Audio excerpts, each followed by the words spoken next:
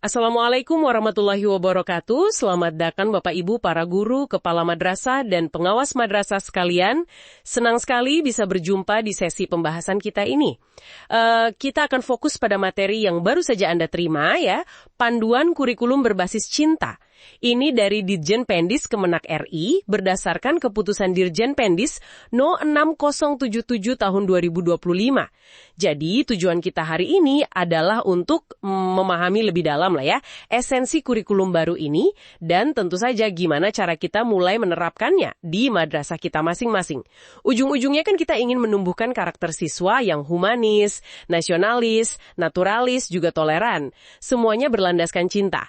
Nah, mari kita bedah bareng-bareng. Oke, mungkin pertanyaan pertama yang muncul, kenapa sih kurikulum berbasis cinta atau KBC ini pentingnya sekarang? Sumber ini kan nyebutnya soal Indonesia Emas 2045, butuh SDM unggul.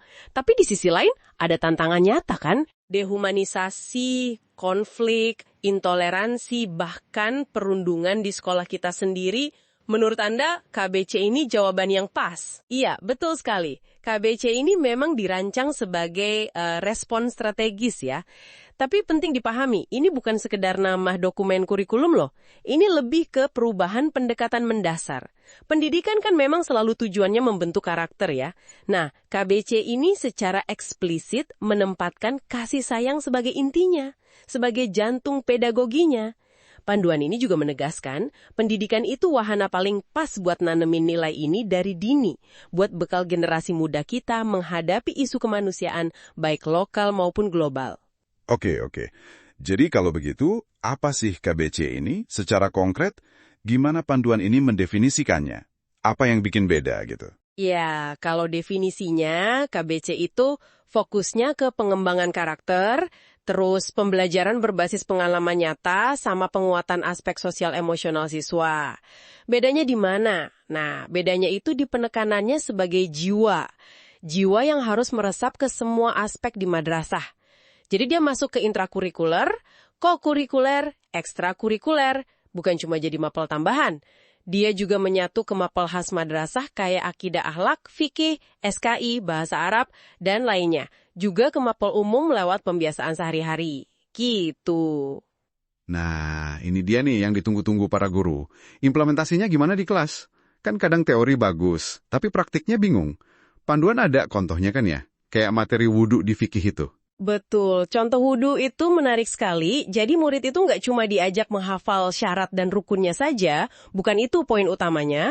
Mereka diajak mengaitkan langsung wudhu itu dengan misalnya cinta lingkungan, dan tentu cinta Allah dan Rasulnya. Caranya bisa pakai metode kayak project-based learning.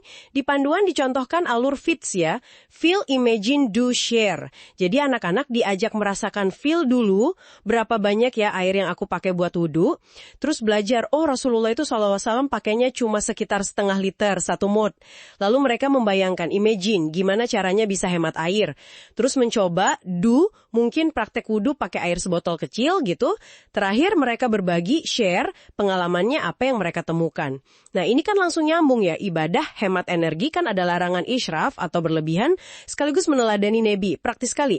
Wah, contoh yang bagus sekali ya, sangat mengena, nyambung ke banyak hal, tapi kita juga perlu realistis ya. Guru kan tugasnya banyak nih.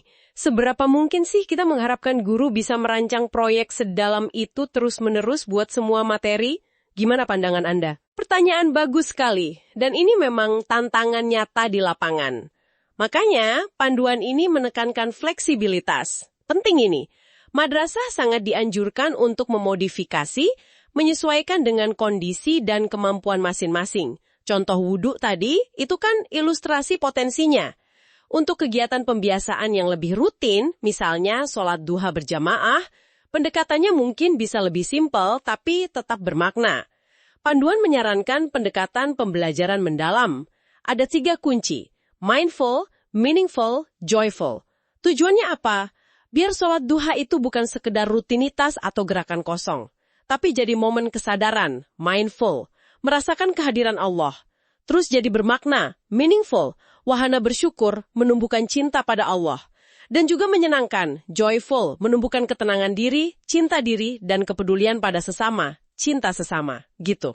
Aha, jadi kuncinya bukan cuma di metode canggihnya ya, tapi lebih ke spirit atau ruhnya ya. Prinsip utama apa lagi nih yang perlu dipegang oleh para pendidik kita? Tepat sekali, spiritnya itu krusial. Selain itu, ada beberapa prinsip kunci lain yang ditekankan panduan. Pertama, pendidikan berbasis nilai. Kedua, fokus pada pengembangan karakter secara utuh. Ketiga, pendekatan holistik. Jadi perhatikan semua aspek murid, bukan kognitif saja. Keempat, pelibatan komunitas. Orang tua, masyarakat harus diajak kerjasama. Dan kelima, yang ini mungkin paling penting sekaligus paling menantang, keteladanan dari kita, para pendidik. Ini gampang diucapkan ya, tapi mempraktikkan kesabaran, kasih sayang, secara konsisten di tengah kesibukan dan tekanan, itu butuh latihan terus-menerus dari kita semua. Betul, betul. Keteladanan itu memang kunci. Nah, panduan ini juga ada menyebut soal panca cinta ya, 5 pilar itu. Bisa dijelaskan sedikit apa saja itu dan posisinya gimana? Oh iya, panca cinta. Itu semacam kerangka tematik utama dalam KBC ini. Ada 5. 1. Cinta Allah Subhanahu wa Ta'ala dan Rasul-Nya. 2. Cinta ilmu. 3. Cinta lingkungan. 4. Cinta diri dan sesama manusia. Dan 5. Cinta tanah air. Nah, yang perlu diingat, ini bukan berarti nambah 5 topik baru yang harus diajarkan terpisah ya. Bukan begitu. Panca cinta ini lebih kayak lensa atau kacamata gitu. Kerangka berpikir yang mewarnai semua proses belajar dan interaksi di madrasah. Jadi ini tentang mengubah atmosfer belajarnya. Oke, jadi jelas ya, KBC ini bukan sekedar pembaruan administratif kurikulum, tapi lebih kayak sebuah ajakan untuk transformasi cara kita mendidik di madrasah. Kembali ke akar nilai luhur kita, yaitu kasih sayang, untuk menjawab tantangan zaman sekarang dan nanti. Begitu ya? Benar sekali. Sangat tepat. Ujungnya kita berharap tercipta ekosistem madrasah yang aman, nyaman, ramah anak, yang menyejahterakan murid secara mental dan spiritual, dan juga tentu saja madrasah yang ramah lingkungan. Ini ikhtiar kita bersama, dan butuh proses, nggak instan. Baik. Nah, sebagai penutup nih, mungkin satu pertanyaan reflektif untuk Anda semua yang menyimak. Dari sekian banyak aspek kurikulum berbasis cinta yang kita bahas tadi, mungkin ada satu langkah kecil saja, satu aspek yang rasanya paling mungkin dan paling ingin Anda coba terapkan. Mungkin mulai besok, di kelas Anda atau di lingkungan madrasah Anda. Terima kasih banyak sudah menyimak pembahasan kita kali ini. Semoga ada manfaatnya, membawa inspirasi, dan memberi kemudahan bagi Anda dalam menjalankan amanah mulia ini. Wassalamualaikum warahmatullahi wabarakatuh.